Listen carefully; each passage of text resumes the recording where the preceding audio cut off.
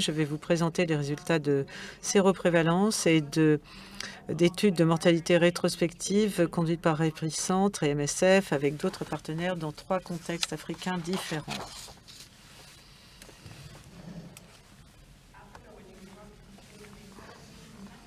L'Afrique représente à peu près 17% de la population mondiale, mais n'a représenté qu'environ 2% des cas de Covid au niveau mondial et 3% des décès.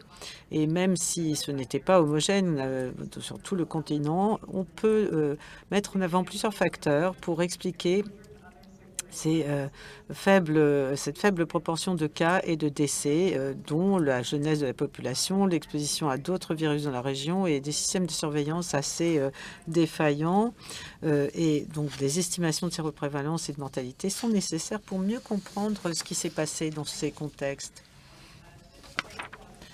Depuis la fin de 2020, plusieurs enquêtes de séroprévalence ont été conduites par MSF sur ces terrains, y compris des études basées sur la séroprévalence et la mortalité dans les populations au Soudan et au Kenya. Et autant qu'on sache, il s'agit des seules études associant mortalité et séroprévalence. Et donc, là, on a mis l'accent sur le Cameroun, les villes d'Abidjan et de Lubumbashi en RDC pour mener ces études qui ont été menées de mi à fin 2021, soit plus d'un an après le premier cas confirmé de Covid dans chaque pays, afin d'avoir une estimation à la fois de la séroprévalence et de la mortalité d'une façon rétrospective pendant cette pandémie. Les 3 études ont été ajustées en fonction du protocole générique d'Épicentre qui a été conçu au début de l'épidémie de Covid. Chaque étude avait une étude de mortalité transversale par foyer avec une étude imbriquée de séroprévalence pour un sous-groupe de ces foyers, avec une étude à l'échelle du pays pour le Cameroun, sur les 10 régions, et puis à Abidjan, 2 communes et 3 zones de santé à Lubumbashi. Au Cameroun,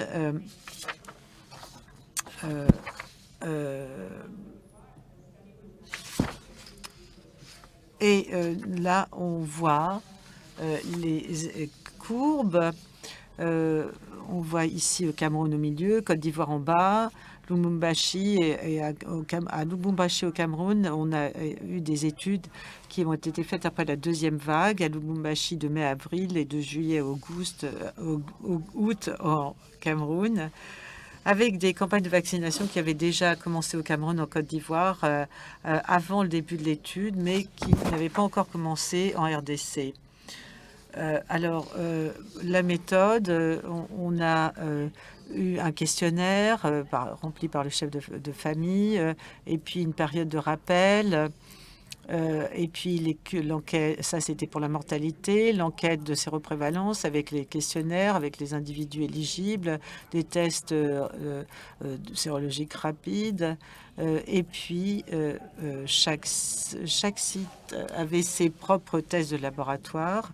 Certains détecter les anticorps, mais tous les tests utilisés dans l'étude détectaient à la fois le vaccin et les anticorps induits par le vaccin et les infections. Plus de 12 000 foyers ont été inclus dans les 3 enquêtes de mortalité, soit plus de 57 000 personnes. Là, on compare les causes de mortalité, la mortalité toute cause pour 10 000 personnes par période, avec une mortalité pré-pandémie ici en jaune.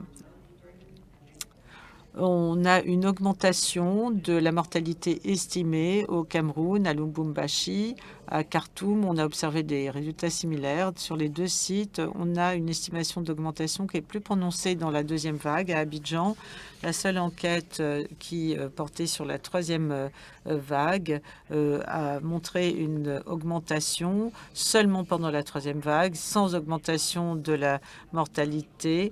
Tous les taux de mortalité sont demeurés en dessous des seuils d'urgence habituellement utilisés dans les crises humanitaires.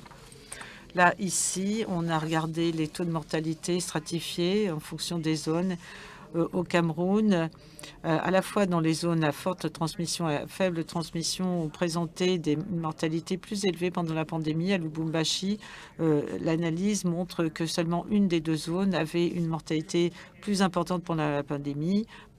Et à Abidjan, comme on l'a vu dans l'analyse globale, il n'y a pas eu d'augmentation significative de la mortalité dans aucune de ces zones. La mortalité estimée chez les plus anciens, 50 ans et plus, ne présentait pas de différence pour Abidjan.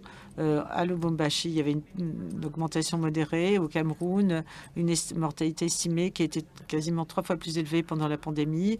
60% des décès à Cameroun et à Abidjan étaient concernés des plus de 50 ans, à Lubumbashi, où cette population plus âgée correspond à 7% de la population. Et donc, moins que sur les deux autres sites, eh bien, on avait 30% à peu près des décès rapportés qui concernaient ce groupe d'âge.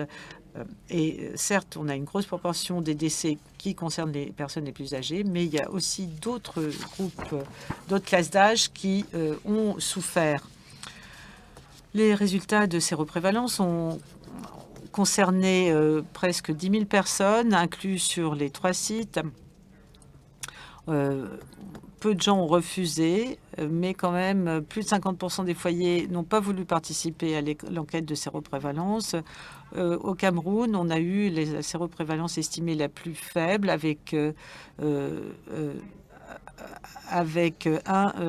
une personne sur 5 testant positive d'après les valeurs de laboratoire. À Lubumbashi, à peu près la moitié de la population a présenté des anticorps au Covid d'après les labos, et à Abidjan, où on avait la séroprévalence la plus élevée dans les estimations, quels que soient les tests utilisés, et qui était entre 35 et 79%. L'impact de la troisième vague est observé entre les deux phases. Les estimations de séroprévalence ici, qui sont 2 à 3 fois plus élevées que dans les estimations de tests sérologiques rapides. Et là, ici, on présente la séroprévalence par classe d'âge, avec les tests rapides en haut et ceux des laboratoires en bas. Dans les sites, surtout au Cameroun et à Lubumbashi, on a des tendances similaires, tendances moins évidentes à Abidjan, et sur tous les sites, la population âgée de 50 ans ou plus, ça présente les taux estimés de séroprévalence les plus élevés. Les taux d'infection par cas sont utiles pour déterminer la proportion de Covid non diagnostiqués. Alors, on ne peut pas s'attendre à un ratio de 1 à 1, évidemment, mais on peut identifier des zones où on n'a pas sans doute testé suffisamment en utilisant les données de systèmes de surveillance dans les aires de santé et certaines communes à Lubumbashi et Abidjan, et puis les données nationales du Cameroun. On peut estimer qu'on a des taux d'infection qui sont de 10 à 100 fois plus élevés que ceux des cas confirmés. Enfin, on a lié les résultats de ces deux études pour voir s'il y avait une association, une corrélation dans les foyers entre le fait d'avoir une personne séropositive et ceux qui rapportaient des cas de décès pendant la pandémie. Et là, on voit la proportion de décès dans les foyers avec et sans personnes séropositives. Et indépendamment du type de test, et sur tous les sites, on n'observe aucune corrélation significative entre séropositivité dans le foyer et décès. Donc, on a observé une augmentation de la mortalité toute cause au Cameroun, à Lubumbashi, mais surtout chez les personnes plus âgées, avec des augmentations aussi dans d'autres classes d'âge, ce qui suggère un impact direct et indirect du Covid et de la pandémie à Abidjan. On a observé une augmentation seulement pendant la troisième vague, et ça, c'est en accord avec les résultats du système de surveillance du Covid en Côte d'Ivoire, qui a montré qu'il y avait une plus grosse augmentation du Covid et des décès liés à cette maladie pendant la troisième vague par rapport aux vagues précédentes.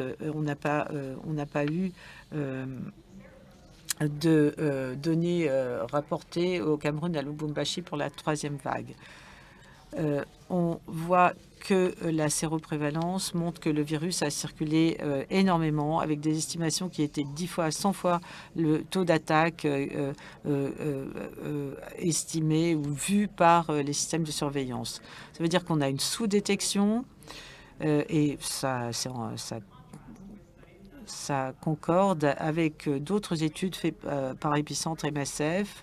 Donc on a ici des taux qui, en général, des taux de séroprévalence qui sont au plus bas chez les populations plus âgées, ce qui veut dire que, en fait, les personnes plus âgées sont plus à risque de complications et de décès et semble montrer qu'il faut avoir des campagnes de vaccination ciblées.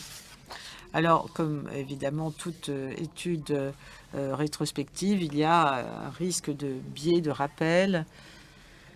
Et c'est vrai que les études de séroprévalence n'ont pas été bien acceptées. Et en outre, on a le timing et la possibilité de réactivité croisée. On a une tendance pour les anticorps qui dépend vraiment du dosage utilisé, comme on le voit dans les études présentées et avec les différences observées entre les résultats de tests rapides et de labos. Et donc, on a sans doute sous-estimé l'ampleur des infections passées. Enfin, on a 2 des 3 sites qui n'ont pas couvert la 3e vague et aucun la 4e vague. Je voudrais remercier tous les investigateurs pour leur participation dans ces études, y compris nos partenaires au ministère de la Santé, les labos, et en particulier Birgit Nicolai et Étienne Gignoux, dont le concours a été absolument essentiel pour boucler ces études. Remercier également les parties prenantes des communautés qui ont accepté de participer à ces études. Merci de votre attention.